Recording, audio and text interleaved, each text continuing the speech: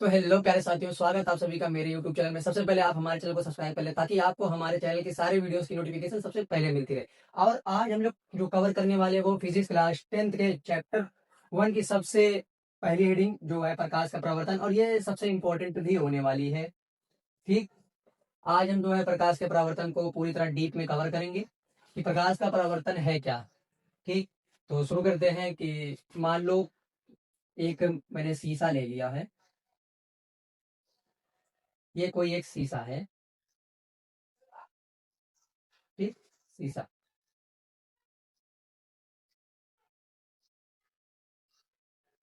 अब मान लो मैंने यहाँ पे कोई एक टॉर्च रखी हुई है। मेरे फिगर पे मत जाना, मेरा फिगर बहुत खराब बनता है। यहाँ से मैंने कोई एक जो है लाइट को जो है यहाँ तक बार दिया, यानी ऑन किया। जो लाइट का प्रकाश, ये टॉर्च का प्रकाश है, वो यहाँ पे टकराया और टकरा के इसके आर पार जाने के बजाय ये यहाँ से टकरा के इस ओर चला आया। ठीक, आप कोई लेजर लाइट लेके शीशे में इसे इस्तेमाल करके देख सकते हैं। ठीक, मैंने टॉर्च को 12, या मतलब मेरी लैंग्वेज में 12 बोलते हैं उसको, टॉर्च को ऑन किया। वो ऐसे आया, यहाँ पे टकराया इस बिंदु पे और टकरा के इस ओर वापस चला आया। ठीक, क्योंकि ये माध्यम, मान लो ये माध्यम है कोई 1, माध्यम 1 है, ये इधर माध्यम 2 है। तो प्रकाश का अपनी किसी चिकनी सतह से टकरा कर अपने ही माध्यम में वापस लौट आना, ये प्रकाश का प्रवर्तन कहलाता है। ठीक, मैंने क्या बोला कि प्रकाश का किसी चिकनी सतह से टकरा के उसी माध्यम में, या जिस माध्यम से वो गया था उसी माध्यम में वापस लौट आना ही प्रकाश का परावर्तन कहलाता है। यानी देखो, इधर माध्यम 1 था, ये रास्ता भले ही बदल लिया लेकिन माध्यम तो इसी साइड रह गया ना। अगर ये इधर पार हो जाता तो माध्यम 2 में ये प्रवेश कर जाता, तो ये प्रकाश का परावर्तन बदल जाता। ठीक, और ये आपको अच्छे से समझ में आ गया। अब देखो, अगर हम इसी बिंदु से एक जो है सीधा लंबवत रेखा खींच दें, तो हम जो है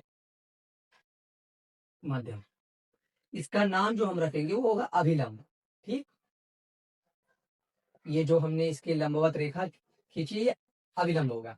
अब जो ये किरण आ रही है, मतलब ये जो इस शीशे से टकराने के लिए जा रही है, इसे आपतित किरण कहते हैं। ठीक, कौन सी किरण? आपतित किरण। और ये जो टकरा के वापस आई है इसे हम कहते हैं परावर्तित किरण।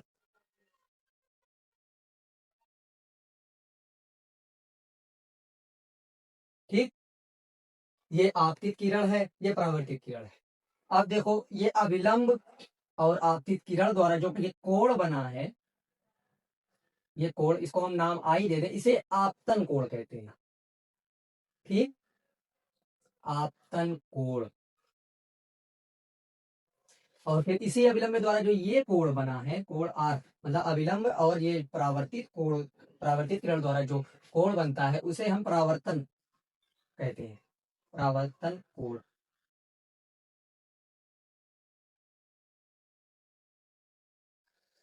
अब देखो, प्रकाश का परावर्तन होने के लिए जो है ये 2 नियम होते हैं। पहला, आपतित किरण, अविलंब, तथा ये परावर्तित किरण, यानी कि जो ये आपतित किरण, ये जो किरण आ रही है, तथा ये जो परावर्तित किरण ये टकरा के वापस जा रही है, और ये अविलंब, ये तीनों एक ही तल में होते हैं। और इसे जो है हम जो है आपतन तल कहते हैं, आपतन तल कहते हैं।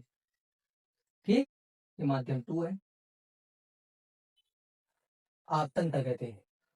ठीक, यानी आपतित किरण, अभिलंब तथा परावर्तित किरण तीनों एक ही तल में होने चाहिए। दूसरा रूल क्या है कि आपतित किरण तथा अभिलंब द्वारा बना आपतन कोण आई, ये बराबर होना चाहिए अभिलंब तथा परावर्तित किरण द्वारा बना कोण, परावर्तन कोण आर। ठीक, यानी जो आपतित किरण आई है, ये जो आपतित किरण है और अविलंब है, इसके बीच बना कोण आई, ये बराबर होगा जो अविलंब है और परावर्तित किरण है इसके बीच बना परावर्तन कोण आर। ठीक, इसे हम ऐसे कर देते हैं। ठीक, ये प्रकाश का परावर्तन कंप्लीट हो गया। आपको अच्छे से समझ में आ जाना चाहिए। एक बार मैं फिर से पूरा ओवरव्यू दे देता हूँ कि प्रकाश का परावर्तन क्या है। कि जब प्रकाश किसी चिकनी सतह से टकरा कर उसी माध्यम में वापस लौट जाता है, यानी प्रकाश यहाँ से आया, यहाँ से टकरा के इस ओर चला गया, माध्यम 1 में ही ये रह गया, ठीक, सिर्फ रास्ता चेंज हो गया, तो ये प्रकाश का परावर्तन कहलाएगा, ठीक। और इस ये तभी होगा जब ये 2 रूल फॉलो करेगा। पहला कि आपतित किरण और परावर्तित किरण और अभिलंब तीनों एक ही तल माने एक ही बिंदु पे हों, जिसे हम आपतन तल कहते हैं। दूसरा, आपतित किरण और अभिलंब के बीच बना कोण आई वो बराबर होना चाहिए। अभिलंब तथा परावर्तित किरण के बीच बना कोण परावर्तन कोण आर की, ठीक। ये आपका फिजिक्स के क्लास 10th चैप्टर 1 का हेडिंग नंबर 1 कंप्लीट हो गया है। आप अगर आपको समझ में आ गया हो, आप इसे देख सकते हैं। एक बार मैं फिर से कहूंगा कि मेरे चैनल को सब्सक्राइब करके मुझे थोड़ा सपोर्ट कीजिए। मेरा इतना बड़ा कोई सेटअप है नहीं, ठीक है। अस्सलाम वालेकुम गाइस।